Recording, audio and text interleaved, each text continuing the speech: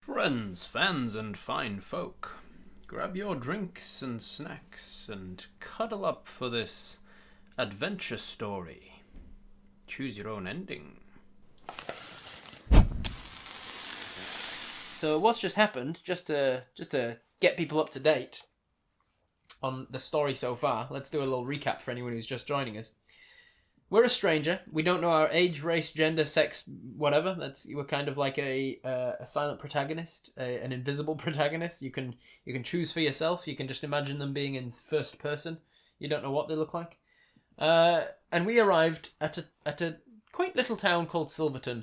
There was something dodgy going on, so we went into an inn and said, "What's going on here?" And they said, "We're under a curse. You need to go and talk to some wizard called Nicodemus, Nicotine Patch, over in some town west of here." And you were like, "Alright," and they gave you 30 gold and a sword, and you went out to the thing. You then lied to a guard for no particular reason. You went into an apothecary and left immediately. You went into a bar and killed a troll. And then you went north. After discovering, through killing the troll, you discovered where Nicodemus lives, and you went to find him, and then got sidetracked by a kennel, murdered somebody's dog and started walking around in his house, and decided to go upstairs. That's where we're at. Now, just to reiterate, you know where Nicodemus is. You know where you have to go. You know what the quest is, but you just saw a house and went in. Stranger in a strange land, killed a troll, pissed off a barkeeper, shopped in a crappy herb shop, killed a wolf, breaking and entering a house now. That's pretty much it. Lied to the guards. At the top of the stairs, you reach a landing with 2 closed doors. As you are deciding which door to enter, you hear a noise from downstairs. Somebody is entering the front door. Then you hear a man's voice saying, "Well, hear me, Scout. Here, off you fly, my little beauty. Go find that intruder." If you wish to draw your sword in readiness, turn to 349. If you would rather make a break for it, you may jump out the window at the head of the landing into the street below. Draw the sword and wait for whatever this little beauty is that's off to fly and find you. So draw your sword or jump out the window. Thumbs up, thumbs down. Draw your sword or jump out the window. Ba ba ba ba ba ba ba ba ba. So it looks like we're jumping out a window, everybody. Turn to page 192. 192. So that was very fruitful. Very fruitful exchange, breaking and entering into this guy's house after we murdered his dog. 192. I'm sure jumping out of a window isn't going to cost us any of our very limited stamina, by the way. It is a drop of some 5 meters to the ground and you land heavily. Test your luck.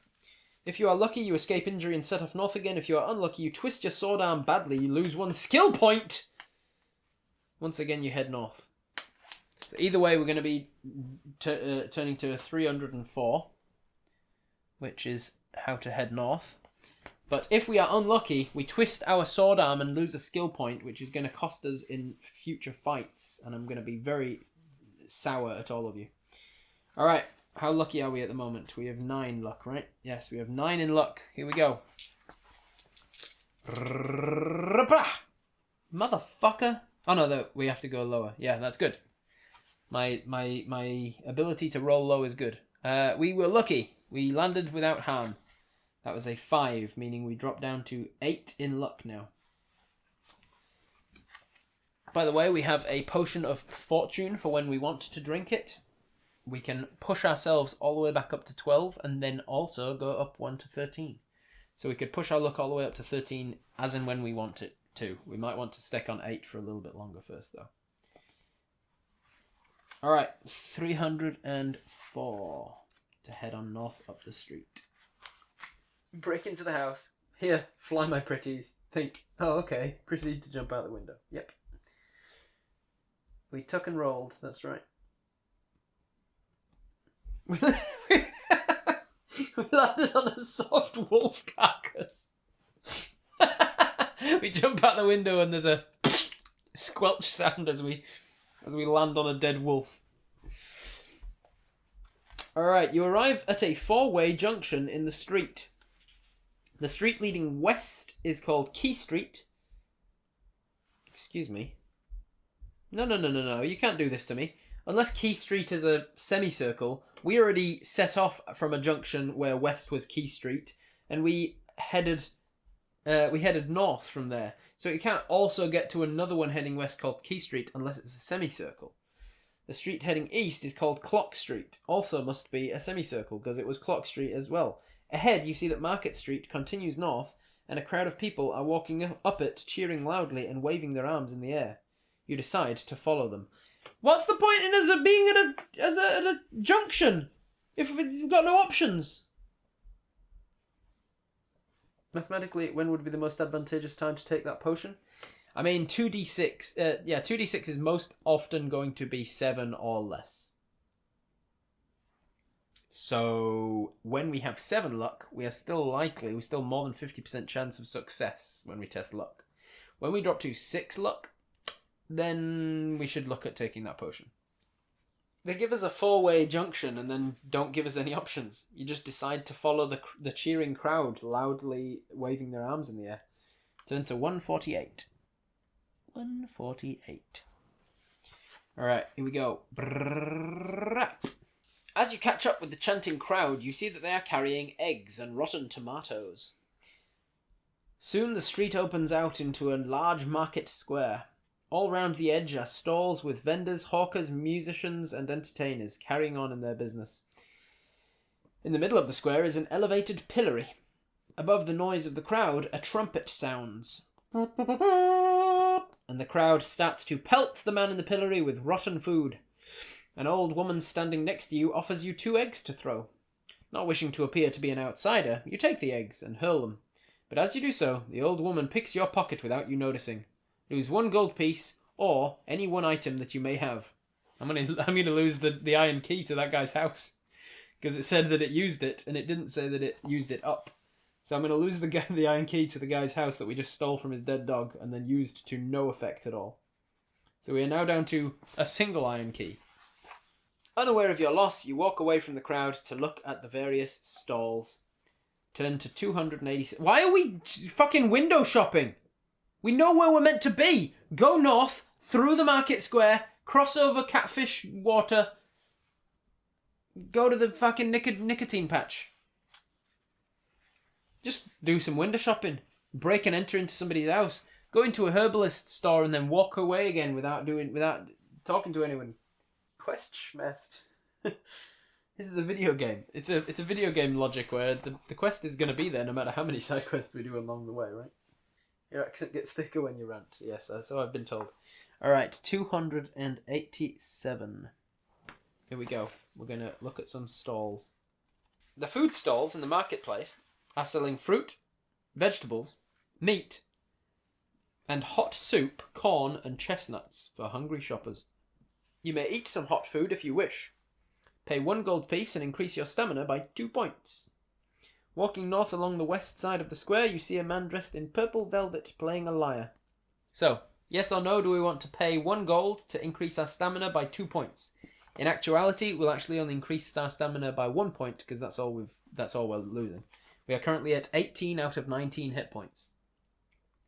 If we want to go back up to full hit points for the cost of 1 gold piece, you can do so. Tell you what I'll do. Let's make this a D&D. Let's make this a little bit more interesting, a little bit more D&D. You can also choose to steal some gold, steal some food, and save yourself the gold piece. But I'm gonna set a DC and roll against our skill. And then if you fail, you get caught and you lose a point of stamina as the guy like strikes you or hits you or like pelts you with some rock or something for being a shoplifter. So do we want to buy shit? Buy a single banana? Do we want to buy it? Do we want to steal it? Or do we want to move on without it? How much gold do we have? We have 27 gold pieces. Keep in mind you've also got rations. We do. We also have 10 rations that we could eat for free. Pickpocket some soup.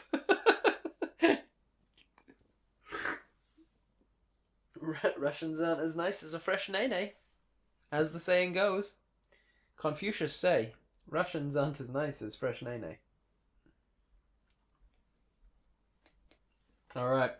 I can't see a consensus in the chat, so I'm rolling a dice. One dice and half it. 1, 2, 3. So 4 halved 2. 2 was the second option, which was to steal it. We're gonna try and steal it. All right, everybody, we're gonna try and steal it. I'm gonna give it. There's a pretty big, pretty busy market stall. I'm gonna put it at a DC 16. Here we go. DC 16. We've got a skill of 11, which means that we need a 5 or more. 2 4s. There we go. We got a 19. All right, we managed to steal some soup. We managed to steal some soup, not with a bowl. We just wait until the guy's not looking, and then we dunk our hands in and cup them, and then we run off down the marketplace with a handful of soup, hoping to drink it before our hands blister. We do take a point of damage from the heat of the soup, which takes us from 18 down to 17. But then it restores 2 hit points, taking us back up to 19. So we steal some soup, and we're back up to a stamina of 19. Where the hell was I? 287. Thank you, Pastor Rob, for keeping track of where you are. All right. You see a man dressed in purple velvet playing a lyre. If you wish to stop and listen to the man playing the lyre, turn to 3. But if you'd rather walk past him, turn to 398. Jesus, that's one end of the book or the other. They're literally, like, that's the third in from the beginning or the third in from the end. What do we want to do? Stop and listen to the guy playing the lyre? Keep walking. It's decided I'm having soup for dinner. I'm literally going to have soup for dinner as well. As soon as I'm hungry enough, I'm going to end the stream and go get some soup. Alright, where are we at? 1 yes, 1 no. We're not stopping to listen to this. You had Thai soup for dinner? Nice. How many people had soup for dinner?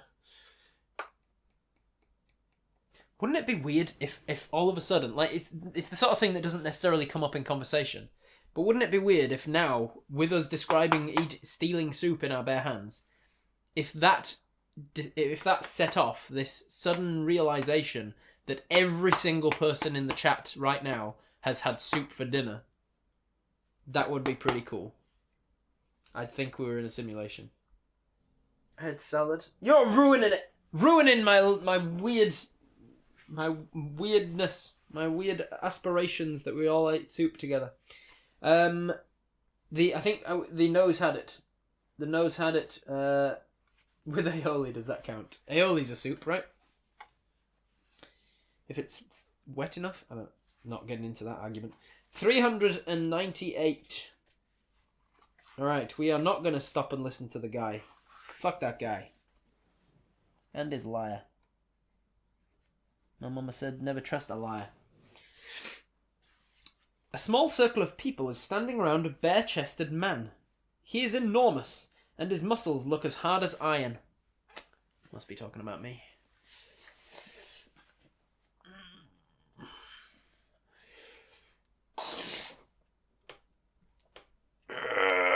Like knots in cotton. Sparrow's kneecaps. He is enormous and his muscles look as hard as iron. He is asking the crowd for a volunteer to play catch with a cannonball. He states that whoever drops the cannonball must pay the other 5 gold pieces. If you wish to take him on at this game, turn to 378. If you would rather walk on, turn to 52. Do you want to get in with a chance to win 5 gold pieces, trying to out-catch a cannonball, back and forth, with a guy who's described as enormous, with his muscles looking as hard as iron? Yes or no? Are we in? Are we out? Alright, most people saying no, let's not bother. I don't think that we can take him on at this game, so we are going to walk on. Turn to page 52. We don't need the money. We need to get to our fucking quest is what we need to do. 52. Behind the next stall is a young man selling small weapons and items of equipment. The prices of his wares are chalked up on a slate. Throwing knife, 4 gold pieces. Climbing rope, 2 gold pieces. A butcher's meat hook, 2 gold pieces. An iron spike, 1 gold piece. Or a lantern, 3 gold pieces. If you wish to buy some or all of the items, make the necessary adjustments on your adventure sheet and then walk north. Do we want to buy any of those things? Can we just chat up that muscle guy instead? Rope and the lantern? Rope of do whatever you want. It's just a regular rope. It's not rope of commanding. Alright, here's the lists again. Throwing knife, climbing rope, a meat hook, an iron spike, and a lantern. In descending order of price, it is throwing knife, lantern, climbing rope and meat hook, and spike. We could technically buy them all if we wanted for 5, 6, 7, 8, 12. If we wanted one of each of those things, it would cost us 12 gold pieces of our 27, and we'd have some of everything. Let him take them all. Can't we haggle?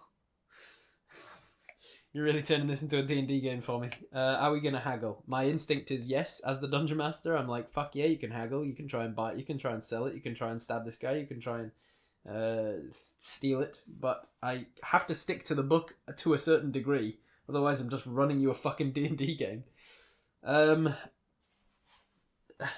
Plus, I don't know what the skill challenges are to like set the DC for things. So no, I'm gonna say no. A meat hook? You'll make the money back selling the wolf. Alright, everybody was saying rope, so that's going to be 2 gold pieces for the rope. I have a rope, and we are down to 25 gold pieces. We're also going to buy the lantern for 3 gold pieces, because a bunch of people were saying that one. So now the options, we've got 22 gold left. Do we want the spike, the meat hook, or the throwing knife? Or any combination of those? Flips the table. If we buy all of them, will you do as a deal? I will say that, yes. Space. If you guys decide to buy all of them, this guy will throw in the spike for free. All of them. Alright. We're going to buy all of them, and this guy is going to give us the iron spike for free as long as we roll above a 14 on our skill check. We did. So we got over 14 on the skill check. He decides to throw in the spike for free, but we'll pay for the rest. So we've got a spike, a hook, and a knife. And the spike, hook, and knife is going to cost us 6 more gold pieces. So that's going to take us down to 16. We've got 16 gold pieces left, everybody. Are encumbrance rules in place? No, because we've got 11 skill, so we're very skillful. Very strong. Alright, then you continue to walk north. We go to section 200. Section 200! Oh, jeez, what's going on? Oh, 202 is a long section. 201 is as well. 200. In the next stall area... God, how long is this marketplace? We need blinkers. In the next stall area, there is a small, brightly coloured tent. Attached to it is a small sign, which reads, Madame Star, Clairvoyant. If you wish to enter the tent and speak to Madame Star, the Clairvoyant, turn to blah. If you would rather continue north, turn to blah. Enter the tent and speak to Madame Star, move past the tent and continue north. This book really is like a D&D session. Combat 10%, buying stuff on the market 90%. Yep. Alright, definitely people saying let's move on. Alright, we are going to ignore Madame Star, the Clairvoyant, and continue north 117. Ignore the side quests, ignore the distractions. 117. We can come back to do those another time.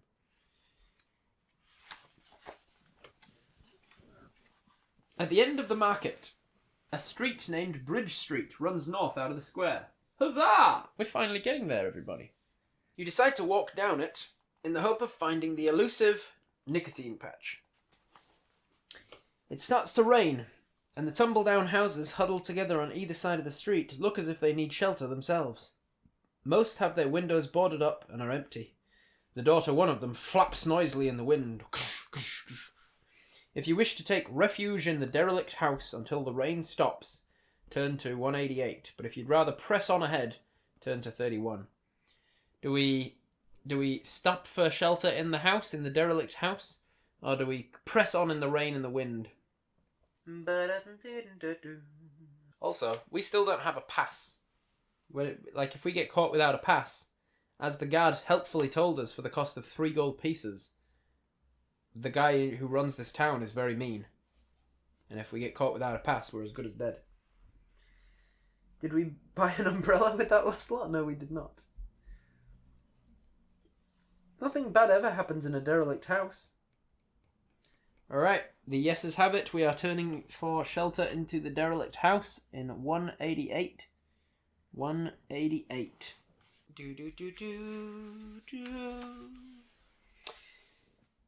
It is gloomy in the house, but you can make out the shapes of abandoned furniture. Litter and rubble is strewn all over the floor. You find a broken chair and slump down in it to rest. Suddenly you notice something slither across the floor, and before you can get to your feet, you see in the half-light that you are encircled by 6 snakes, each a meter long. I'm sorry. I don't care how dark and derelict and abandoned it is. You miss 6 meter-long snakes. If you wish to hack at these 6 meter-long snakes with your sword, turn to 253. If you'd rather make a dash for the door, turn to 15. Here's the thing. Large snakes tend to be constrictors, not venomous ones. So you can probably take them. But this is a world of magic. They could be both constrictors and venomous, or they could be just giant venomous snakes. We're not all Australian, Rob. Neither am I, German answer. Alright. Thumbs up if we want to attack these snakes. Thumbs down if we want to avoid the snakes. Snake dinner, let's go! Alright. You guys are hungry for some combat again. Let's fuck these snakes up. Let's fuck these snakes up! We need a mongoose. Did we buy a mongoose? If you have a mongoose, turn to page 188. Alright, we are hacking at them with our sword. 253. Let's kill some snakes. 253. 253. The snakes are not very tough opponents for a person trained in the art of swordsmanship. Treat them as a single creature. However, each attack round that they inflict a wound on you, 4 points must be subtracted from your stamina score because of their poisonous bite. Venomous bite. Thank you very much. If you win, you may leave the house by the front door, turn to 75. Their skill is only 5 and their stamina is only 5. That rings a bell. Who else had a 5 and a 5 of stamina? Oh, that's right. The wolf that we done fucked up. Boom! Alright. Let's start rolling some d6s in the chat. Let's see if we can fuck up these snakes before they fuck us up. Whoop-chow! Ooh, they got a 6. 6 plus 5 is 11. 11 is our base stat, so we can't possibly lose. So we are going to fuck up one of these snakes. 2 points. Second round. Bam! That is a 5. 5 plus 5 is 10. Again, can't possibly lose. We're going to fuck up another one of these snakes. That's 4 points of damage. Bam! The next round is a 7. 7 plus 5 is 12. Again, we can't possibly lose. We're going to fuck up another one of these snakes. Bam! That's 6 damage. They only had 5, but we're going to keep going because we're on a roll and there's 6 of them. So see if we can kill all 6 of them. That's a 4. 4 plus 5 is 9. We still can't possibly lose. We've done 8 points of damage to them. Bam! The next round is a 9. 9 plus 5 is 14. Now we could possibly lose if the first 2 people in the chat rolled 1s. Well, let's see. They've got poisonous bite if they've been recently sucking on poison dart frogs, yeah. Wraith got a 4. And the next person got a D6, D6B, D6A, another 2. So 4 and 2 is 6. 6 plus 11 is more than theirs. So bam, another 2 points of damage to them. That's 10 points of damage. Let's see how many we can kill. Bam! Second round. That's an 8. 8 plus 5 is 13. Again, we can't possibly lose. So that's another 2 points of damage. We've done 12 points of damage to these snakes. They only had 5. Let's keep going. Bam! That's another 7. Can't possibly lose. We're feeling cocky. We're going to kill all these snakes. That's 14 points of damage done. Here we go. Bam! That's another 5. Can't possibly lose. That's 16 points of damage. Bam! 7. Again. 7 can't possibly lose. We got 18 damage done to these snakes. Let's see if I can get to if we can get to 30. Then I've given them all the like 6 different attacks. That's another 2 points of damage. Oh, here we go. We're finally at a we did 20 points of damage to them before they've gotten to a point where they might hit us back. That is a 10. 10 plus 5 is 15. 15. So we've got an 11 in our skill, and we've got 4 more. All right. So we need to roll a 4 on 2d6. So who was the first one? It was Wraith and Spates was the first one, and then we've got Spates with a 6 immediately. And a lot of the cookies got an 8, which definitely beat it. So that's another 2 points. So the snakes are up to 22 points of damage to them. So the first one comes and we just off with its head, strike it back and forth. Bam! Another one we kill. That's 24. Bam! That's 9. 9 and 5's 14. So we stand a chance of dying there. So here we go. So that is 24 damage. And on the next one is what did I just say? 9 and 5 is 14. 14. We need to beat a 14. So we need 3 on 2d6. Leewood rolled a 6. Bam! You got it, Leewood. But I need 2 from every one of them. I still need some 6s. There we go. Wraith was the next one with a 6. We got a 12 there. So 12 was next. Thank you, Wraith. So we've got... so we smashed that one for 26 points of damage now. Just 4 more points of damage, and then we've killed all 5 of the snakes. The book says to do them in 1, but we were like, no. Oh, wait, were there 6 snakes or 5? There were 6 snakes, weren't there? Yeah, okay, we've got to get to 35. No, I'm doing my maths wrong. We do have to get to 30. Here we go. Bam! 8. 8 plus 5 is 13. 13, we can at best match them and miss. So, again, bam! That is a... Fucking stay on the book. 2 and a 5 is 7. 7 and 5 is 12. Nah, can't miss. So we're up to 28 points of damage. 28 points. I think we're really good at... I think rolling an 11 in skill is just like the best thing that you can do. 8. Again, can't do it. Alright, so that's 30 points of damage without taking a single strike of damage. The only damage we've taken so far is from a wolf that got the drop on us. So we didn't have to roll for it. So, here's how this plays out. We get in from the walking around the marketplace, and we're all sore because we've got bitten by a wolf and we've got burned hands from stealing soup. I just need to sit down for a moment. So we sit down and a creaky chair. Wait, what's that slithering on the floor? Fuck, it's a snake. Fuck, another snake. How many snakes are... Oh man, there's 6 snakes. They're all coming in. Alright. Shing! And then there's just this swirling dervish. Striking snakes. There's a montage. There's like super extreme close-ups. There's blood flying everywhere. There's super extreme close-ups of like fangs coming out. And then it backs out. And you just basically just spun around in the spot and just went and killed them all. Single strike. They all struck out at once and you just decapitated all 6 snakes. I have a feeling we're a very good swordsman. Surely that's worth a luck point back. Snakes. Why is it always snakes? Exclamation mark swing.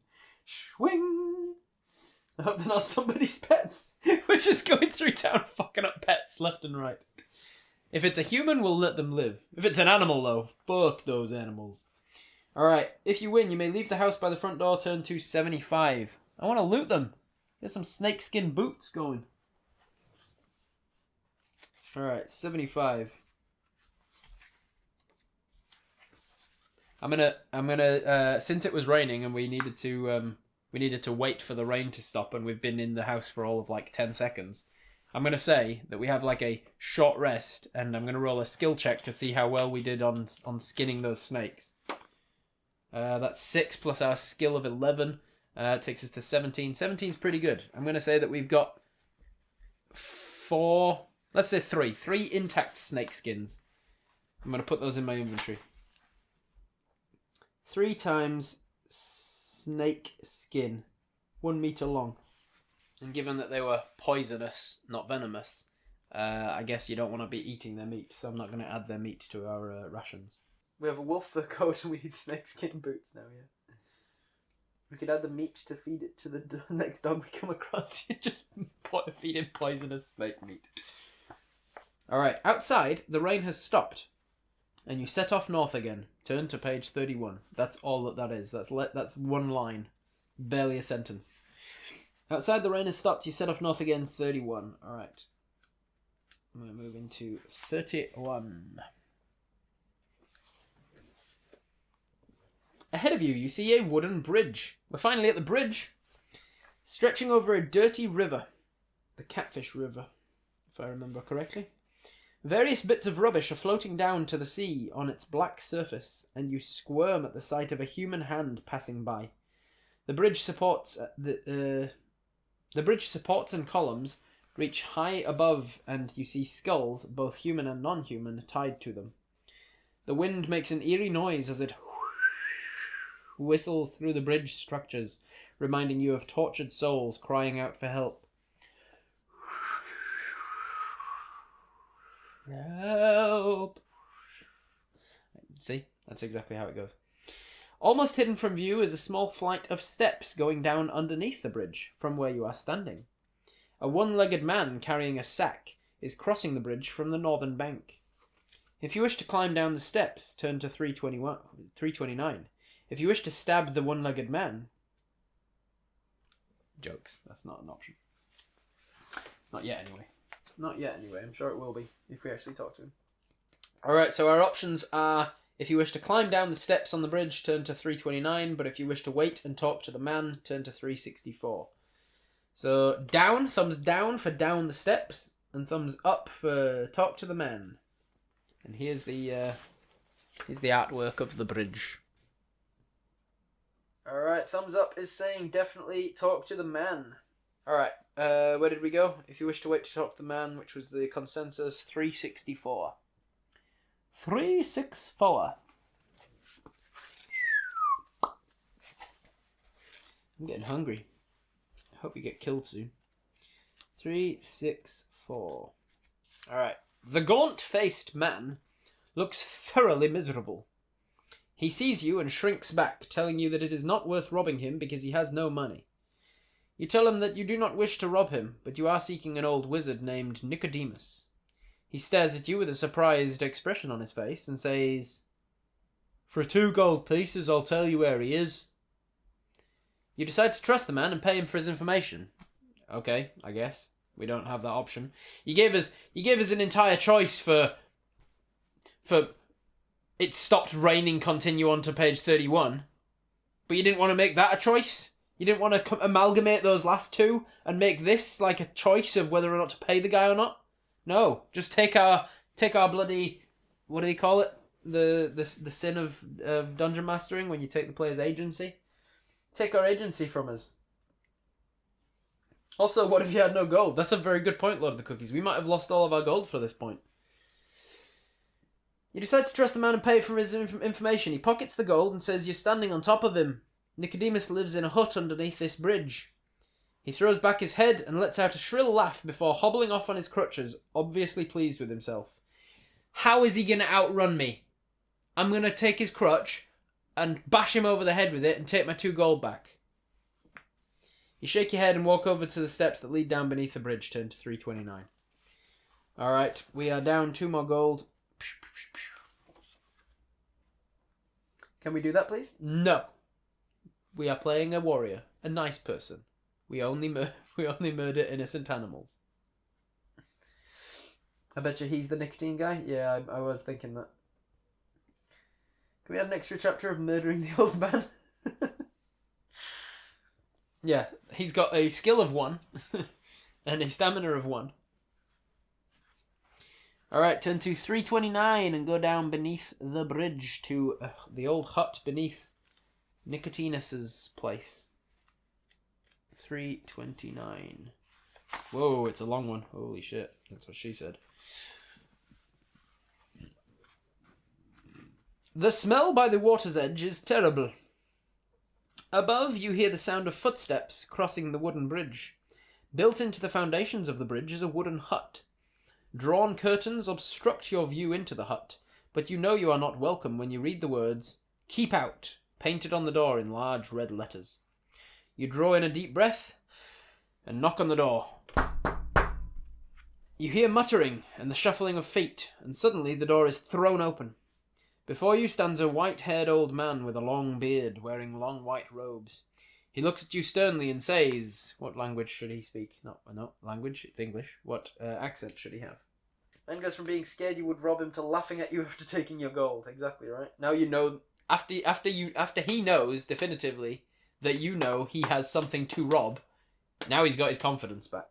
You should have a French. Oh, that's 3 for Welsh. That's 4 for Welsh. That's lots of Welsh. All right, Welsh. Wales, he says. He looks at you sternly and says, "Explain yourself to Nicodemus." You are elated at finding Nicodemus, and tell him about Zanbar Bone's reign of terror in the town of Silverton, and why Owen Caroliff asked you to find his old friend to help them. Nicodemus frowns and walks back into his hut, telling you to follow me. He sits down in a rocking chair and starts to speak in a calm voice. "I am old and tired, and wish for no more adventure. I live here under Singing Bridge in Port Blacksand to escape the pleas for aid from people fallen on hard times." Yeah, mate. Yeah, you picked a good spot for it, didn't you? Because people never fall on hard times in this city of thieves and vagabonds and brigands and pirates and ne'er-do-wells. Yeah, nobody's on hard times here, are they? Nobody's going to want to go to rob a powerful old wizard for his magic items or anything, or ask the powerful old wizard to help them with any sort of quests. Yeah, real picked a good place for retirement. Fucking moron. Thought wizards were meant to be smart. Hence, no one bothers me anymore. But I do wish to help my old friend Owen. I will tell you how to defeat the Night Prince Zanbar Bone. Listen carefully. Remember, you may defeat him only after sunset. In the daylight hours, he exists on another plane. No doubt he will have his servants to protect him, but should you get past them, you will need something special to deal with Bone himself.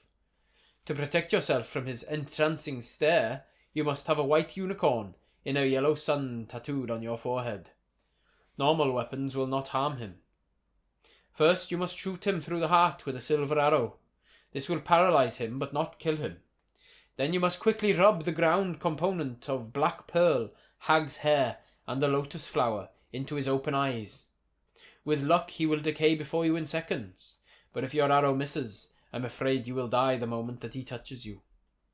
The items for the compound can all be found in Port Blacksand if you search hard enough. I regret that I cannot accompany you. I mean, you could. You could accompany. You just said that you didn't want to because you're getting old. But, like, you can't also then say that you regret not being able to, because you could do that, couldn't you? And even if you didn't want to go and, like, actively fight the big old boss man, you could use your wizard powers to, like, get us the ingredients, couldn't you? Really? Like, instead of sending us on a little fetch quests for you. Couldn't you? Really? I bet you got an arrow in his knee. You'll want to write this down. Yes, I definitely got that. People who fall on hard times hardly ever convene underneath bridges. Nice plan, Nicotine. Bribe him with a snake dinner? This does sound like a rocket plan. Yeah, I need that guy's prosthetic leg. Alright, so what we need. Protect ourselves from his entrancing stare. This book better actually fucking make a difference if I go around and collect all this bullshit. Not like that fucking Strad book that I did, where I was like, I went around and I found a golden emblem, and I found a holy sword, and I found 747 vials of holy water, and then I found this and that and the other, and then the first time we met Strad, I threw a vial of holy water at him, I rolled, I missed, and they turned me into a vampire. With no saving throw. Not that I'm still bitter about that book that I read 2 years ago.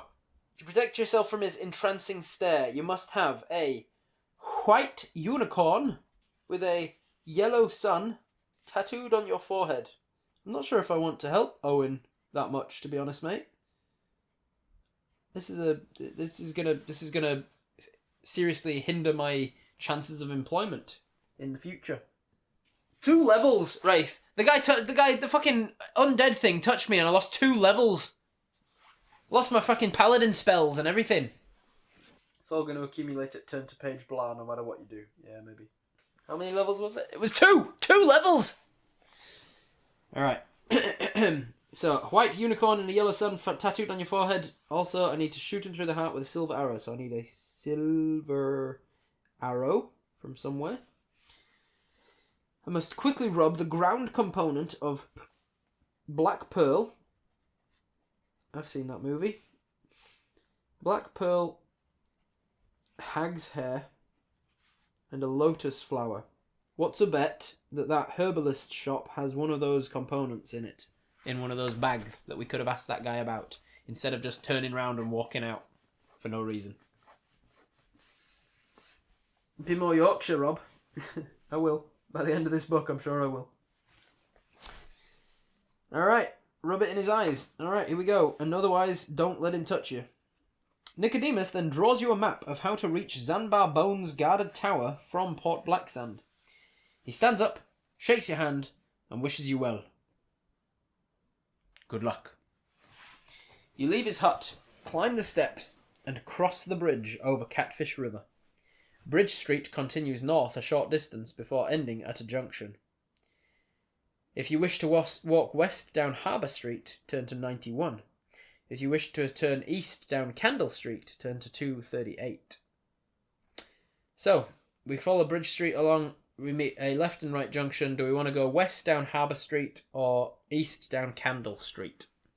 This guy didn't even tell us where to find this shit? Nah, he just said, if you know the right places to look, you can find it in this city. How long have you lived in this city, mate?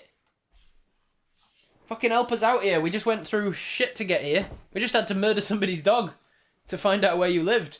Granted, we didn't actually have to, because by that point we knew where you lived. And we just wanted to murder somebody's dog, I guess. Alright. Holy shit. I've just accidentally read ahead, because we were on 329 just then. And at the start of 330, it just starts with lose 3 stamina points. So, if we have to turn to 330, let's not take that option. That's called metagaming.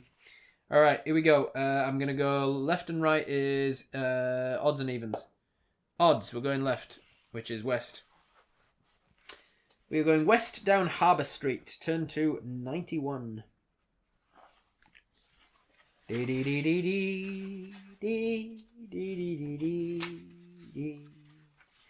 dee dee dee dee dee dee dee. You pass a beggar in the street. He is sitting in the gutter and holds an empty tin in his hand. If you wish to toss a gold piece into his tin, turn to 332. If you'd rather walk past him, turn to 124. We have 14 gold pieces. Toss a coin to the Witcher. Yes or no? Thumbs up, thumbs down. There's a lot of yeses. You guys are very generous people. Let's give this beggar man one of our 14 gold pieces. Alright, we are going to... where am I? There I am. I'm going to turn to 332. This beggar man better turn into a hag and give us some of his hair. 332. Here we go. The beggar tips his hat in gratitude and mumbles a few words. Add 1 luck point before continuing west. Hey, look at that. We got a luck point back, so now we are back up to 9 luck. We're back up to 9 luck. Alright, we continue west to 124. I thought money can't buy you luck. Alright, 124. A narrow alleyway runs south off of the street between 2 houses. If you wish to walk down that alleyway for no reason, turn to this page. But if you'd rather continue along Harbour Street, turn to this page. Do you want to walk down an alleyway? Yes or no? Thumbs up for yes, walk down an alleyway. Thumbs down for no. Nothing bad ever happens in narrow abandoned alleyways. Alright, you got it then. Down the alleyway it is. 326. That 330 keeps taunting me. I keep seeing it every time we go one either side of it. Thanks everybody. We're going to fight again. Although, with skill 4, we're not going to lose. Ahead of you, the alleyway is strewn with rubbish and discarded possessions. Suddenly, you hear growling and you see movement along the rubbish. You draw your sword just in time as 2 wild dogs, each 1.5 meters long, leap at you. Fight both of the dogs at the same time. Both of the dogs will make a separate attack on you in each attack round, but you must choose which of the 2 you will fight. Attack your chosen dog as in a normal battle. Against the other one, you will throw for your attack strength in the normal way, but you will not wound it if your attack strength is greater. You must just count this as though you've defended yourself against the bite. Of course, if its attack strength is greater, it will wound you. If you win, turn to blah, and you may escape by running back up the alleyway and turning west into Harbour Street. So, we can fight and win to move on, or we can run away like cowards.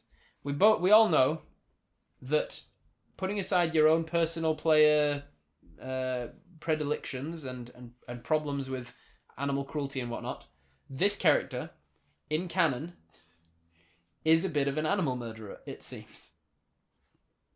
So do we want to kill these 2 wild dogs?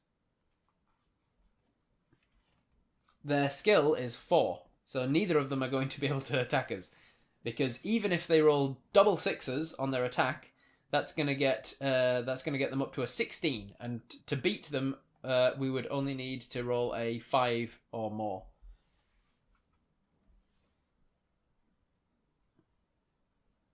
Did we take the poison snake meat like Rick suggested? I hope this character dies.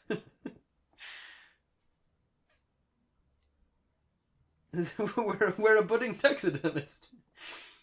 Look, I told you to get the poison snake meat to feed to more dogs. These ones are sniffing through trash looking for food. We could have killed them by feeding them. I'm disappointed in you, Robert. I mean, you're right. You are right. When you're right, you're right. And you are right. Alright, we're definitely going to fight these dogs. Let's do it. We've got a 4 and a 4 and a 4 and a 3. Dog number 1, 4 and a 4. Dog 1. Dog number 2, 4 and a 3.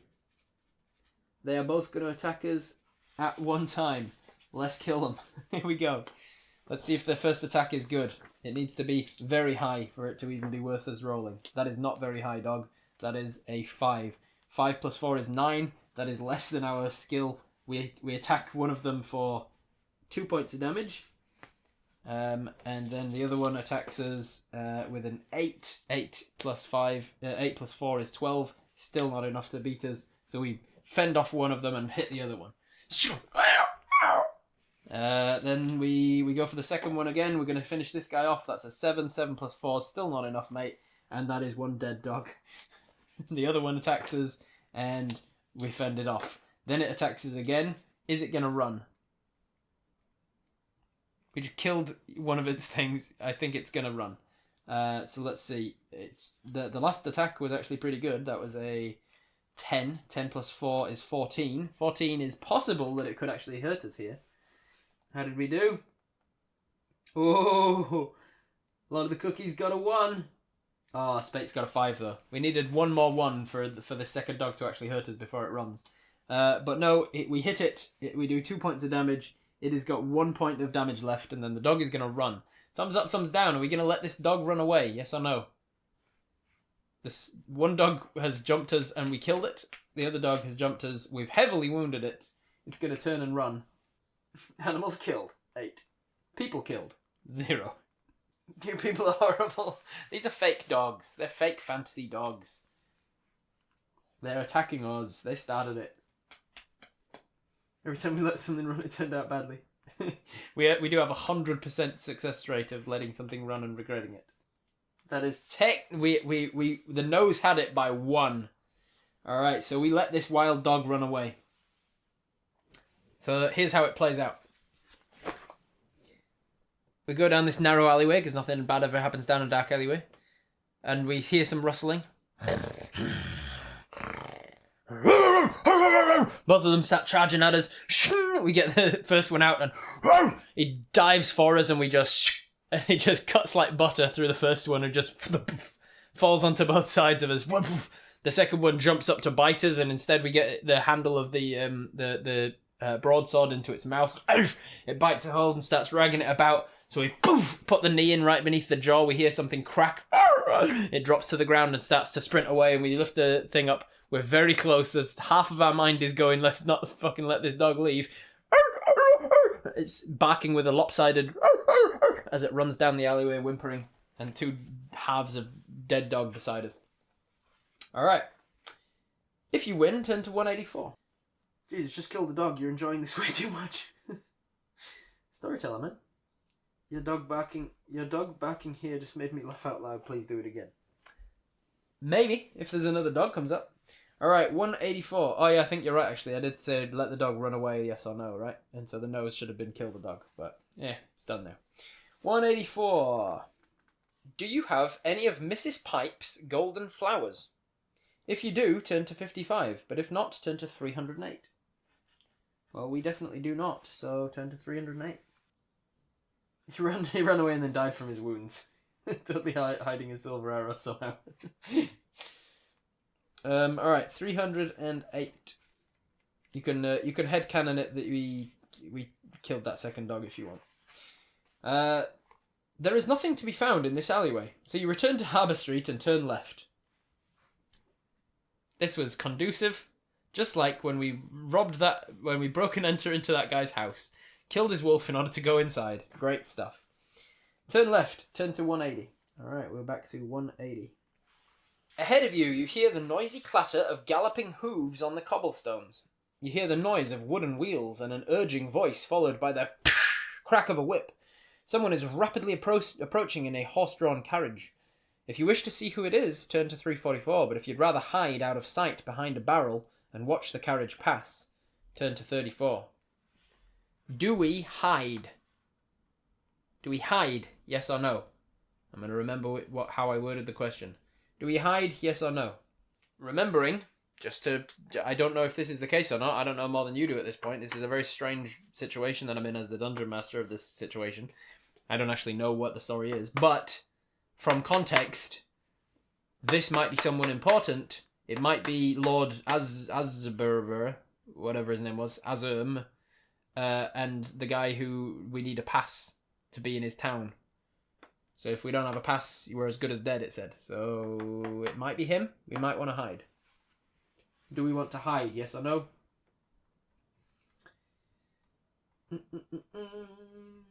It's got hooves! Kill it! You sure that there's no unicorn tattoo just lying about in the alleyway? Just one of those temporary tattoos. Hold it down for a bit. Wet cloth on it. Peel it off too soon because you're just a child and you're way too excited for your tattoo. Peel it off before it's done and it comes off at the corners. We've all been there. Alright, hiding is 1, 2, 0, 0, 1, 2, 3, 4, 5. Yep, alright. We are going to hide, it seems. Hide, if you wish to see who it is, turn to 344, but if you want to hide, 34. Alright, we are going to 34. We've been on quite the journey so far. 34. Quite the journey of this book. The carriage thunders by, and you see its driver urging on the 4 horses as though his life depended on it. As the noise of the carriage fades into the distance, you step out onto the street and continue to the west. Turn to 171. Man, we are just wandering this city. I've still no idea where we're going to get a black pearl, hag's hair, lotus. I put lotus hair. There should be lotus flower. Black pearl, hag's hair, lotus flower, silver arrow, white unicorn, yellow sun tattoo. Alright, 171. The street gradually starts to run downhill. The houses end at a tavern called the Black Lobster, and the street opens out onto a quayside. A stone jetty runs out to the sea, and tied to it is an old galleon. It is flying the Skull and Crossbones and is probably one of the many pirate ships that anchor in Port Blacksand to offload their booty. Harbour Street turns right at the jetty and runs north parallel to the shore as far as you can see. If you wish to walk down the jetty to climb on board the ship, turn to 319. Why the fuck are we getting on a ship? If you wish to get on the ship, you can do so. If you wish to walk north up Harbour Street, turn to 78. Are we walking north along the street, or are we getting on this pirate ship? Let's go up for north, because north is up. On maps, usually. Thumbs up for north, thumbs down for getting on the ship. Black lobster, kill it! You think black lobsters grow black pearls? It is a pirate ship, and we all know that the Black Pearl is a name for a pirate ship. So maybe the pirate ship has the pearl on it. The ship might be where you get the Black Pearl. Might be. It might be. 3, 2, 1. North it is. Alright, we are going north.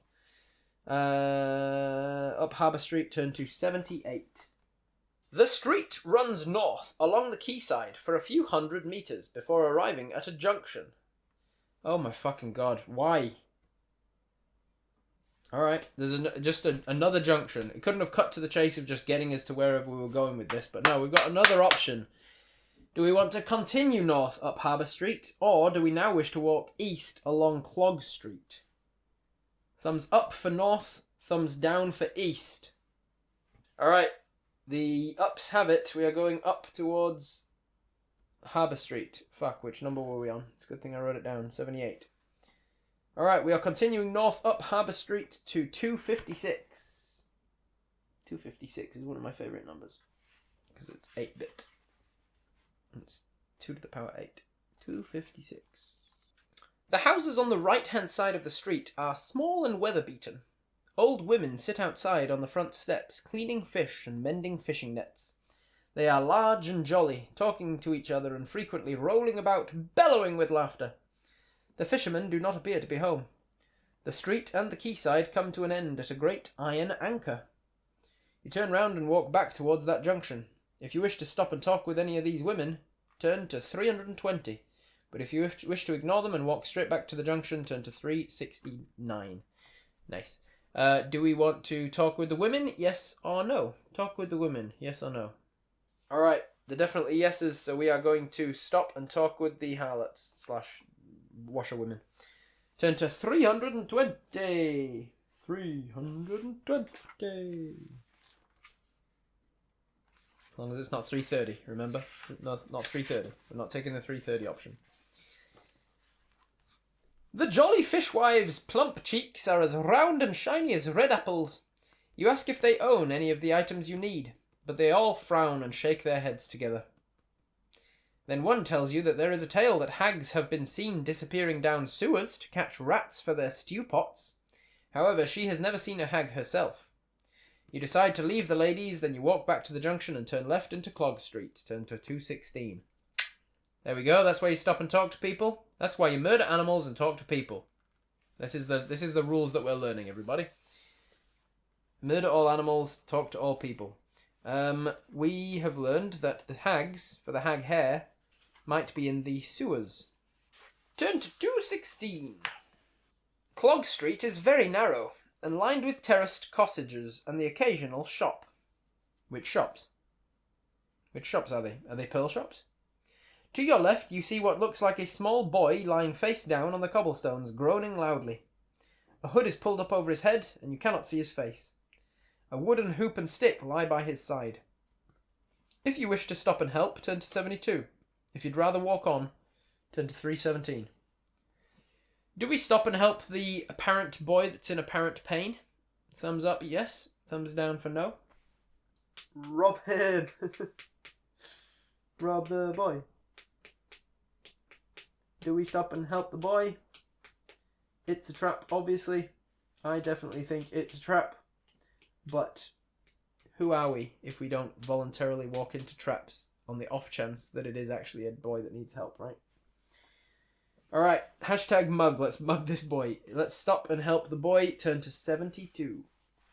As you bend down to help the injured boy, he suddenly rolls over and you see the flashing blade of a dagger before your eyes. The boy is in fact a goblin thief, and you must fight him for your life. He's got skill 5 and stamina 4. He can't fucking beat us in a fight. Alright? That is an 8. 8 plus 5 is 13. Even if we snake eyes it, we'd come to an impasse. So we're going to win that fight and kick his ass. Then the next one is a 5. 5 plus 5 is 10. We can't lose it, so we kick his ass again, 4. And then just in case that first one was a miss, the next one's an... So the goblin, turns around with a knife, and we just immediately just push the... Because we knew it was a trap. We had our broadsword drawn out, and we had it just hovering over his back, and we were like, "Are you okay, buddy?" And then the goblin turns around to go, "Ha!" And we just drive it down into his face.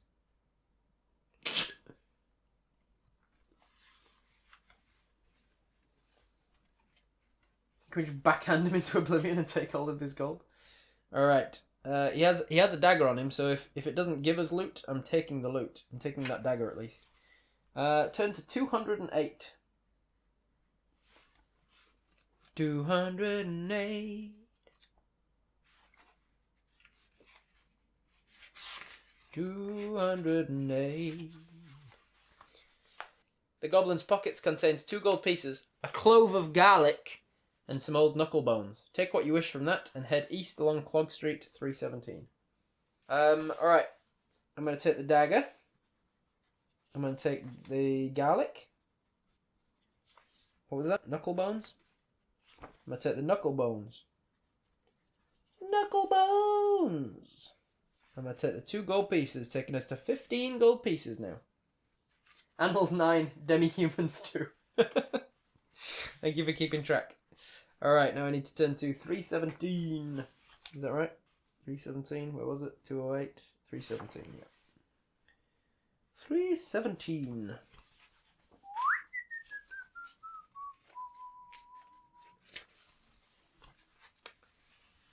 One of the shops to your left is a candle maker's.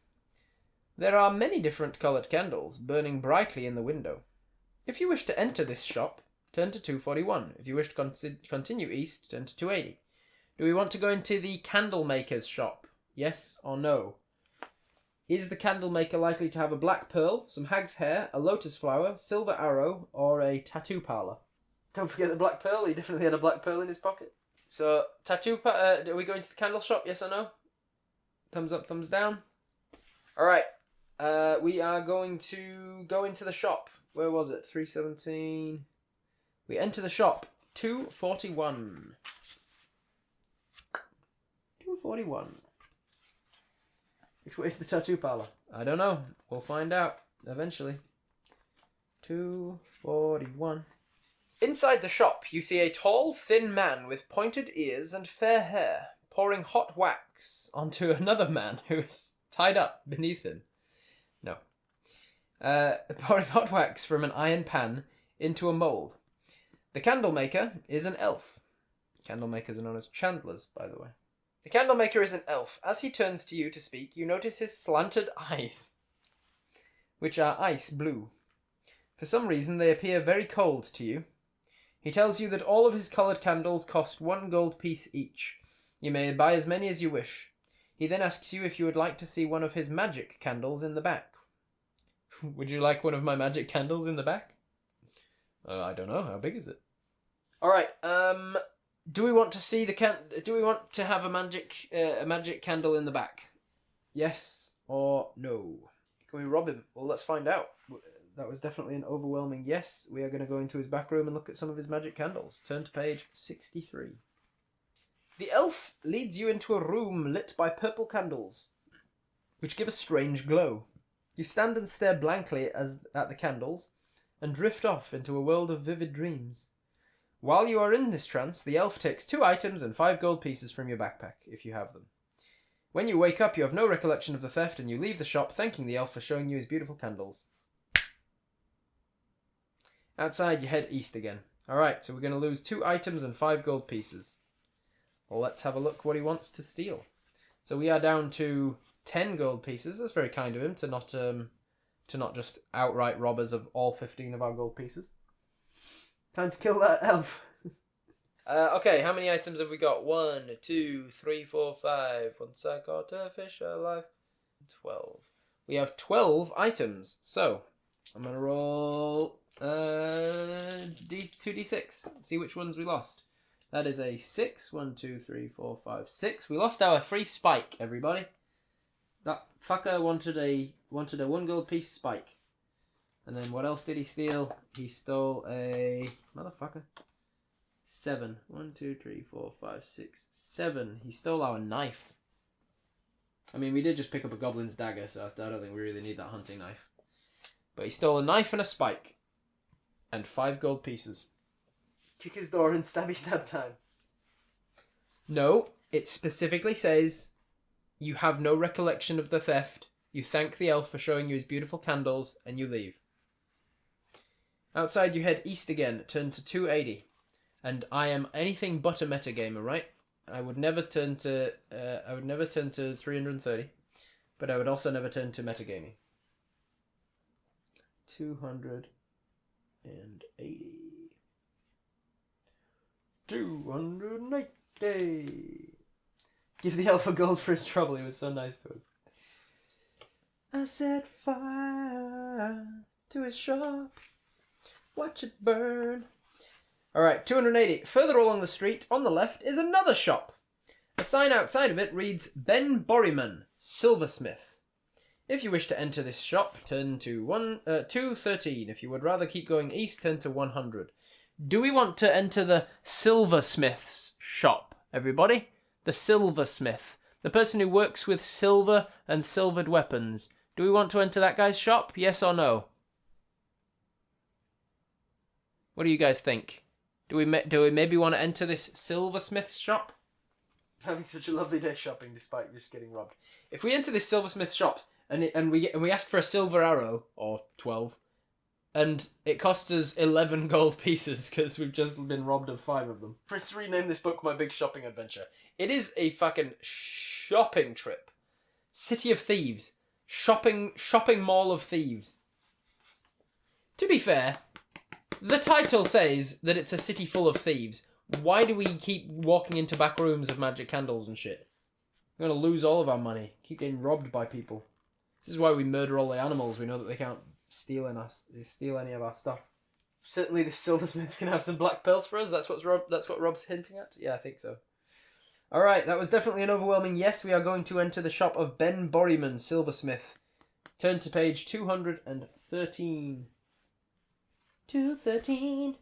A man wearing a white apron is sitting at a bench, busily polishing a silver goblet, if you know what I mean. There are several silver objects in a glass cupboard secured by an iron grill at the back of the shop. You may A. Talk to the silversmith. B. Attack him with your sword. C. Leave the shop and continue east. We are not doing C. So do you want to talk to the silversmith or attack him with your sword? Put a thumbs up for talk to him, put a thumbs down for attack him with your sword. It's time we were more assertive with these criminals. Alright, we are going to talk to this guy. Turn to page 248. 248. Also a pleasing number. You ask Ben Borryman if he has any silver arrows for sale. He replies that he does not, but he will make one for you at a cost of 10 gold pieces, or 2 magic items. If you can afford his asking price, turn to 85, and if you cannot afford to pay the price, turn to 42. Whew! We have literally 10 gold pieces since we were robbed. I'm gonna say... No, that's gonna be too many things that I can't handle. I was tempted to be like, I'm gonna make you a perception skill check. I'm gonna set some random arbitrary DC, and if you manage to see the skill check, you're gonna realize you should have more money than this, and you're gonna put 2 and 2 together that you were robbed in that candle shop, and you're gonna go back and kill the guy and get your money back. But that's quite a lot of different skill checks and challenges and things that the book doesn't account for.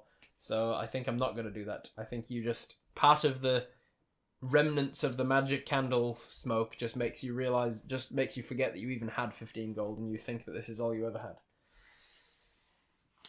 This silver is worth 10 gold pieces. What the actual fuck? Yeah, right? I mean, we have it says if you can afford his asking price. We can. We cannot afford 2 magic items. We don't have any magic items, so turn to 85. Alright. 85 it is. We are broke, everybody. We are broke. Maybe we should have taken that guy up on his cannonball catching offer. But mind you, the way that he was described, we probably would have lost. 85. You pay the silversmith and wait patiently while he makes a silver arrow for you. A single one? A single silver arrow for 10 gold pieces? We've already established that this game has copper pieces and it has gold pieces. So I'm assuming that it is somewhat at least similar to, if not based on, D&D economy. Which you all know I love. Love the D&D economy. Can't get enough of it. But there are 10 silver to 1 gold piece. Which means we just handed over 100 silver pieces for 1 silver arrow.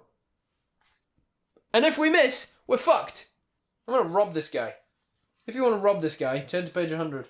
We don't need more, because if we miss an initial shot, we're dead anyway. That is a very good point. That is a very good point.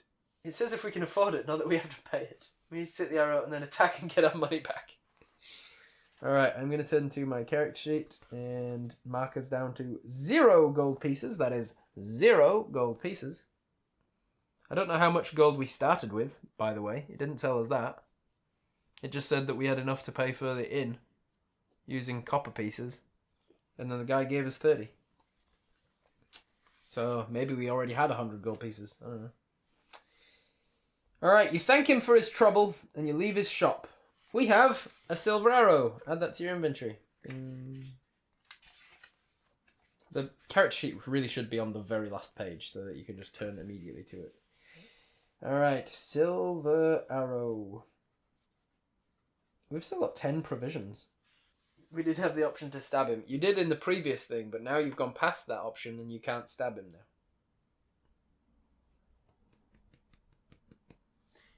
Witcher quest completed music. Bang! Once you set off east, once again. Turn to 100. All right, we are on 100. Don't worry. When we go through this a second time, we get to the option of stabbing this guy. We can then stab him. Now watch as we find a black pearl for 1 gold that we don't have immediately, right? Take notes for when you write your own Choose Your Own Adventure book, Rob. I already have started to write a Choose Your Own Adventure book. I shall definitely take notes from this. You soon arrive at a junction. If you wish to turn north onto Tower Street, turn to 127. If you wish to continue east into Stable Street, turn to 246. North onto Tower Street, 127. East onto Stable Street, 246. Thumbs up for north, thumbs down for east. I hate it when an earlier option that should totally be on the table still is not available again. Yeah, it's how it goes. We are limited in our abilities with a Choose Your Own Ending book. Time's up. We had a net gain of 3 to the north. All right, so we're going north. Which street looks wealthier? Yeah. All right, we're going north onto Tower Street, 127. 127. Do we have suspicious wax burn marks all over ourselves after that candle shop? Just ahead of you, 3 men are involved in a fight.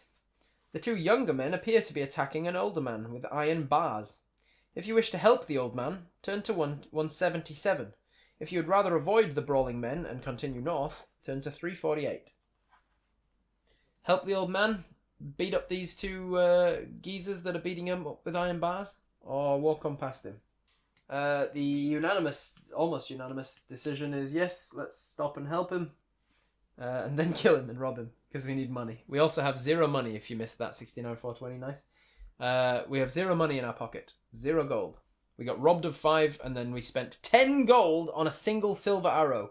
Alright, turn to 177 to help the old man. This old man better be a hag in disguise and give us a bunch of money in his hag hair. Alright, 177. Thank you for saving me. Oh no, I've had such a bad day. Here's a black pearl and some lotus flowers. You draw your sword and rush to help the old man. He is lying on the ground and the other 2 men are beating him and trying to take his leather bag. You call out and they turn to attack you. No, you don't call out because you're a master swordsmith and you know how fights go. So you get the element of surprise. You chop one of them in half before the other one even sees it coming. And then you beat the shit out of them both. Alright, first robber has a 7 and an 8. And the second robber has an 8 and a 6. Fight them one at a time. If you win, turn to 51.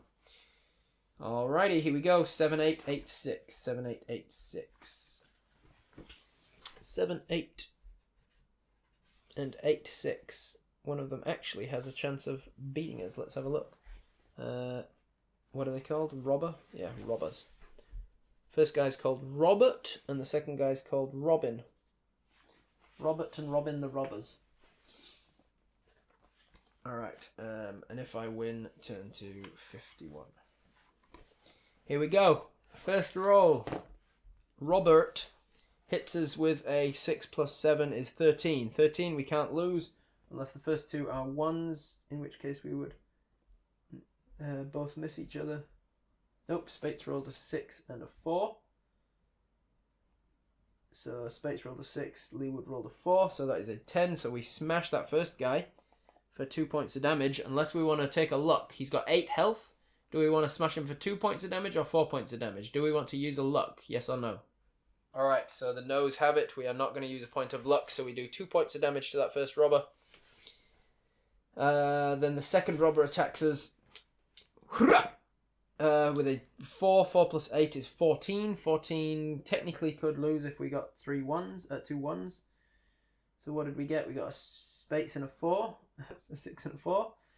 Then we got a 4 and a 1 from Joe Baby and Wraith. We are still good. We're going to smash that guy for 2 points of damage. Then we are going to... Second... Ooh, 10 from the second guy. So that takes him to a 17. We're now getting up there. The 17 with that second strike from him. We've got an 11. 6 points. So we need to get a 6 from the next ones. What do we get? Wraith... Spates rolled a 3. Wraith rolled a 3. Ooh, just... With a 6 total, the first one we strike him, second one we strike him, third one we just both block each other. The fourth one is an 8. 8 plus 8 is 16, so we need a 5. Where did we get to? 3 and 3. 2 and 1, Spates and Ivarok. No! You failed us. Alright, so the second guy gets through to us. So that is takes us down to a 17. Alright, that is round 2. Round 3. Fight! Oh shit, a 10 again. That's a 17. Gillinox has got it just on their own there, look. I still need some more D6s, guys. This is going to be a big old fight. The next 3 totals are 5, 6, 3. Alright, thank you, Wraith. So that is a success. That's a success for us, so it takes him down to 4 hit points left. So the first guy's up 4 hit points. The second guy is, let's see, round 3. 6 plus 8, 14. 14 could technically miss, but nope. We strike him down. He is now wounded as well. Alright, so I'm going to do the same thing again. Let's see. They're both at half health. They have hit us though, so they have got a bit of bolster to them. I think they're going to go one more round. That is a 6. 6 plus 7 is 13. 13 can't hit us. And a 4 plus 3, 7. 7 plus 8, 15. 15 could hit us. And it does with a 3. Shit, that second guy. He's hit us twice now. He's feeling bolstered. They're down to 15 hit points. Alright, we're going to have to eat one of them rations to get us back up after this fight. So that is round 3, I think. Round 4. Let's going to go one more time. They haven't taken any damage that round. They're feeling pretty good. They've beaten us with iron bars. Ooh, a 9 as well. This guy's rolling well. 9 plus 7 is 16. 16, so we could hit if we miss with a 5. We need 2d6s. We've got a Wraith. Wraith and Spates rolled a 1. 1 each. What the fuck are you doing to us, guys? These robbers are beating the shit out of us. We fought 6 meter-long snakes before and didn't take a scratch. Now 2 fucking 17-year-olds with iron bars are beating the shit out of us. Alright, here we go. Next guy. Boom. 4. That's more like it. 4 plus 8 is 12. He can't hit, so he is dead. That is a 6. Alright, now this guy is wounded and his buddy's just been killed. He has lost his nerve and he's going to run. Do we want to let him run, yes or no? Let him run away. Yes or no? We'll say no because we need the loot. Kill him. Alright, he turns to run. Oh, fuck! Robin! Oh, shit, Robin! And he turns to run and... Oh, holy shit! 10 plus... So that's 17. So I need a 17. I need a 6 from you guys. Where did I get up to? I got to Spates and Wraith Bus. Snake Eyes in me. There it is. Ajo and Lord of the Cookies. You got it. Bam. Killing blow. Dead. Alright, so how this fight goes. Oof, not as good as the other ones. We go, oi! Stop that! And we run over to the guys and they turn around. Oh, fuck off, busybody! And they turn around and fucking, whoosh, give us your fucking wallet! They come in for the first one. He goes a little too high and wide, and we sort of duck under it and just shoulder barge into him. Hit him in the throat and keels back a little bit. Did a bit of damage to him. The second guy goes in with the iron bar and just kind of knocks our sword hand to the side, so we just left hand round and poof, punch him right in the face. The third guy comes around with his iron bar and clangs it against our sword. Neither of us hit. The fourth guy actually managed to hit us with the iron bar, so we punched him in the face and thought it would disorient him more than it had. But he's used to getting iron bars in the face. These guys just wail on each other for fun because they're bored. So Robin comes around and it doesn't disorient him enough. So as we were focused on blocking this other guy's attack, clang, back of the head, iron bar. We brought our sword round to deal with him, but now we're kind of one step behind. We're dealing with the guy who just actually hit us, so now it's opened us to the guy who's now hitting us again. Kung, kung, kung. It's kind of just, we managed to get 3 hits on us in quick succession. we just drop ourselves into sort of a fighting stance and hold ourselves in defence until we sort of catch our breath again a second, realise what's going on, and then we bring up our foot and Spartan kick one of the guys back, poof, which opens us up to the other guy who's now on his own. We swing round, go for the legs, slice his leg off, and he starts to bleed out immediately. Oh, fuck, Robin! He starts to run away, and we turn around and just strike him right across the back as he runs. Open him up. His back ribs just kind of open, and his guts start to spill out. Alright.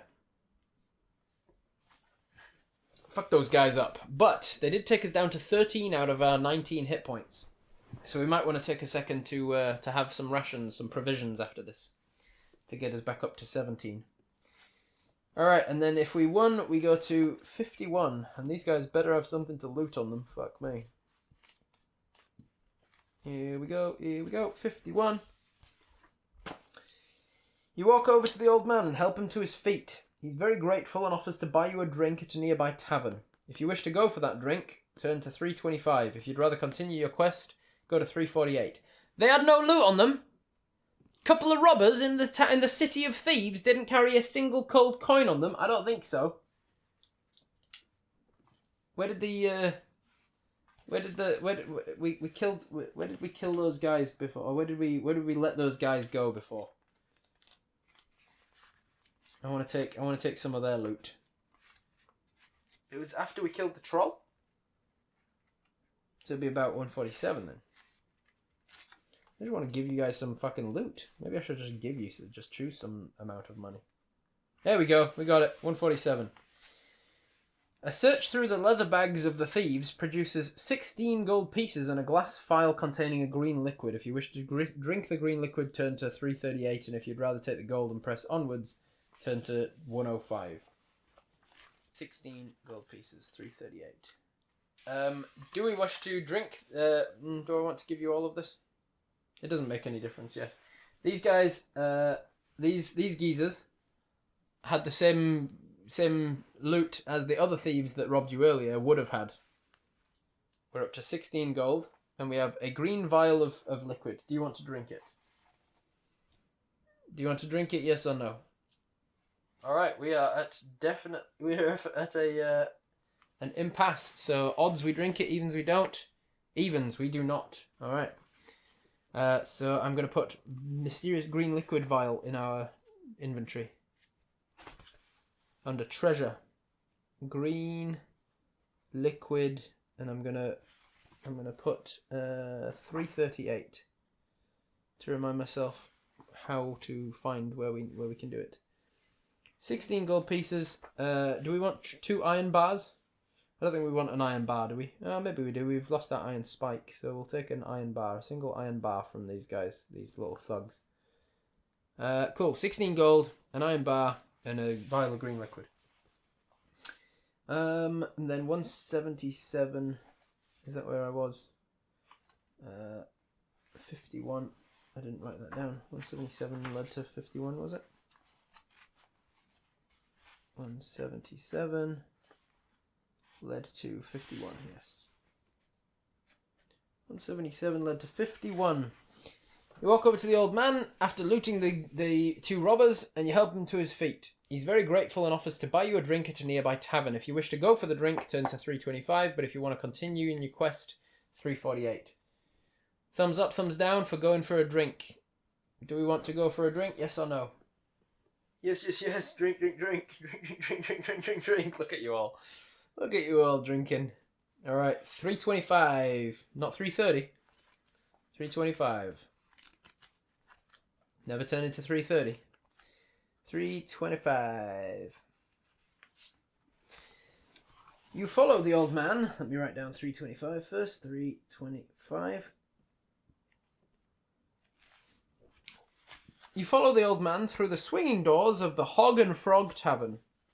He tells you to sit down at a small table in the corner while he shuffles over to the bar to buy the drinks. There are several shifty-looking characters sitting at nearby tables, but they do not seem interested in you. Soon the old man comes back to the table carrying 2 wooden mugs filled to the brim with cider. Once seated, he opens his leather bag and places the 2 small pots on the table. He opens one up and rubs the white cream in the pot on his wounds. He smiles and tells you that he's a chemist by trade, and that you should rub some of the cream on your wounds too. You take his advice and are surprised to feel the healing effect of the cream work very quickly. Add 5 stamina points. Yeah, boy! We're up to 18 out of 19. Don't even need to eat. After finishing your drink, you say goodbye to the chemist, leave the tavern, take his black pearl, and head north. Turn to 348. Kill the hog, kill the frog. If he gets us drunk and takes our shit, we need to burn some shit down. I was kind of ready for that, Joe, baby. I was like, fucking hell, if this guy drugs us, I was fully expecting him to come back with drugged cider. Wait, where did the black pearl come from? There wasn't one. There wasn't one, alas. Alright, 348. We've got so much of this book left to go. Tower Street makes a sharp turn to the right, going east between tall buildings. An iron bridge crosses overhead between 2 of the buildings, and you see movement on it. Small cloaked people are carrying laden sacks between the buildings, apparently in a great hurry.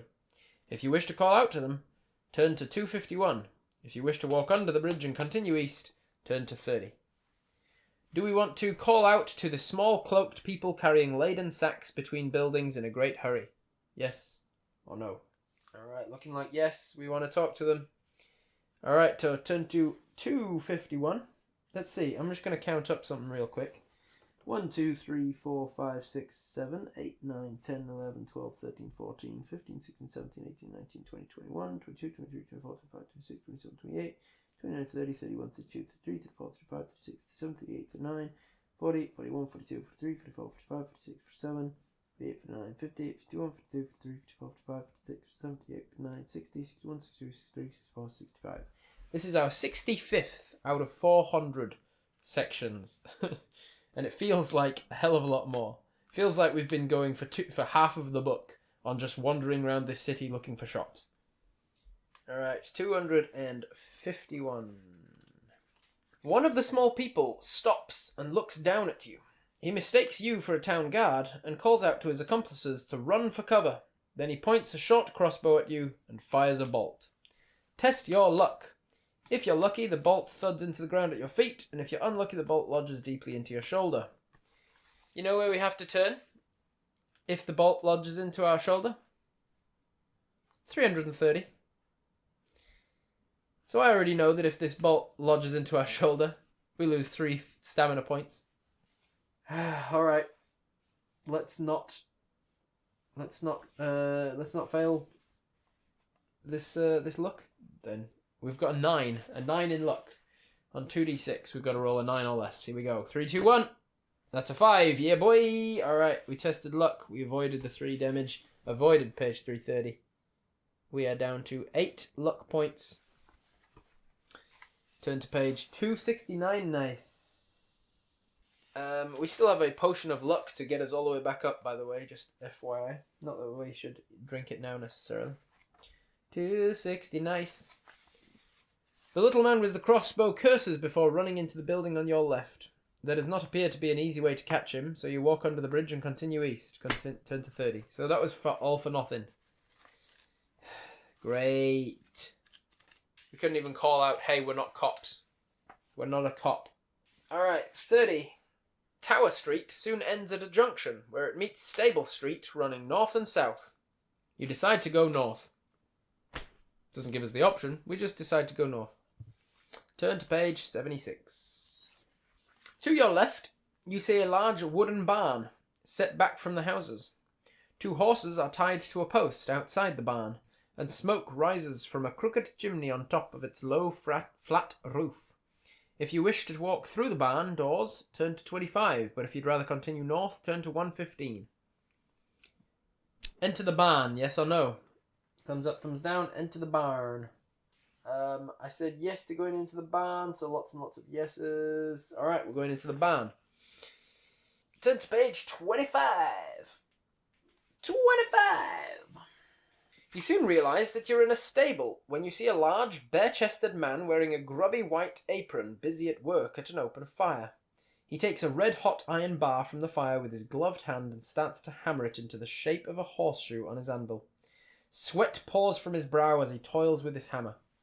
Will you, number 1, make conversation with the blacksmith. Number 2, attack him with your sword. Number 3, leave him to his labours and continue north. Conversation or attack him. Thumbs up for conversation, thumbs down for attack him. It's Bodger. It's Bodger the blacksmith. He could tattoo or brand us. Yeah, maybe. Alright, not a lot of murder hobos here. We're going to make conversation with the blacksmith. Turn to 160 nice. 160 nice.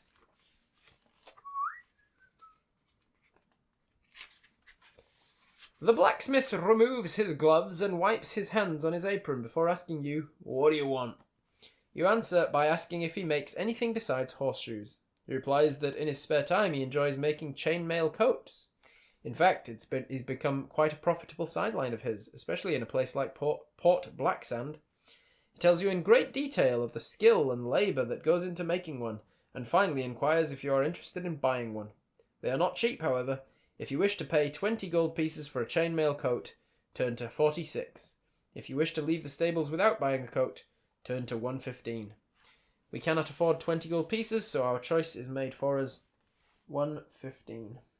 Alright, our chance for stabbing him was before we talked to him, unfortunately. Once you've talked to him, that opportunity is off the table. So, 115. Coming towards you... Wait, let me just double check. Yep, 115. Coming towards you as fast as he is able is a man in tattered rags with a ball and chain attached to his leg. He is exhausted and collapsed in your arms. His face is dirty and unshaven. With great difficulty he manages to speak, saying, Please cut me free. The town guards are not far behind me. I've been locked in a dungeon for 2 years, but managed to tunnel my way out. I was robbed and unable to pay my taxes, so Lord Azarim ordered I should be jailed for 5 years. Please help me. Farther up the street, you hear shouting voices and then armed men come into view. If you want to cut through his chains with your sword, turn to 90. If you want to hand him over to the town guards, turn to 274. This is what he looks like. Boop. Do you wanna listen to his sob story and turn him over to the guards, or do you want to try and break your fucking sword on chains? Because you can't cut through metal with a fucking metal sword. Maybe it's a magic sword. I don't know. We'll put a thumbs up for help him, thumbs down for turn him over. Stab him? I don't think stab him's an option, Jen. You can stab him if you want. Alright, we're out of time and it was straight down the middle, so we're leaving it to the dice of fate. The fate of... Fuck you. Odds, we try and help him. Odds it is. We try and chop the chain with a sword. This is going to go well. Alright, we turn to 90. You swing your sword with all your strength and bring it down on the heavy chain. Much to your surprise, it bounces off. No, it's not a surprise. You've dented your fucking broadsword now because you tried to use a cutting weapon to fucking cut a metal chain that's designed for keeping somebody in a dungeon. Of course you can't cut through a metal chain with a sword. Before you have time to try again, though, you are surrounded by 4 town guards who are pointing their pikes at you. Will you, A, tell them you have caught the escaped prisoner for them, or B, offer them a bribe to let you and the prisoner go free? There is no option for attack the guards, even though you've survived worse. Tell them you've caught the escaped prisoner, or offer them a bribe. It's fine, we know where the blacksmith is. We're literally standing outside of the blacksmith shop. There wasn't even flavor text saying, like, as you leave the blacksmith shop. It was just like, a man runs at you with a chain in his hand. Alright, definitely overwhelmingly yes. Tell them you've caught the escaped prisoner for them. Turn to 199. You tell the town guards that you are a bounty hunter. They seemed pleased that you've caught their wanted man.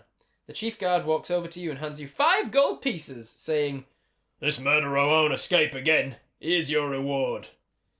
He was a murderer, everybody. He wasn't a tax evader. He was a murderer. He was lying to you, unless the town guards are also lying to you. Have we ever heard that sort of story before, where somebody looks to be more innocent than they are, and then it turns out that they're an escaped convict, actually a murderer? Seems like a familiar story. This murderer won't escape again. Here's your reward. He then joins the other guards who are busy chaining up the escaped murderer. You decide to quickly head north in case the murderer tries to implicate you. Fuck yeah! We now have 21 gold! We could turn around and walk into the...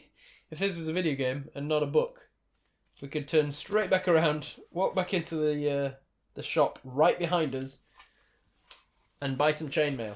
However, this is not a video game. I mean, it could be, if you wanted to. I could go back a few pages, and we could go get some chainmail, but it would cost us 20 of our 21 gold, and we still have to buy a black pearl, some hag's hair, and a lotus flower, and get a tattoo. And I don't know how much any of that's going to cost us. Alright, give me a thumbs up, thumbs down. Do we want to spend 20 of our 21 gold on chainmail? Yes or no? I've no idea what it does for us, but I could re-find the page where we got the option to buy it. Nah.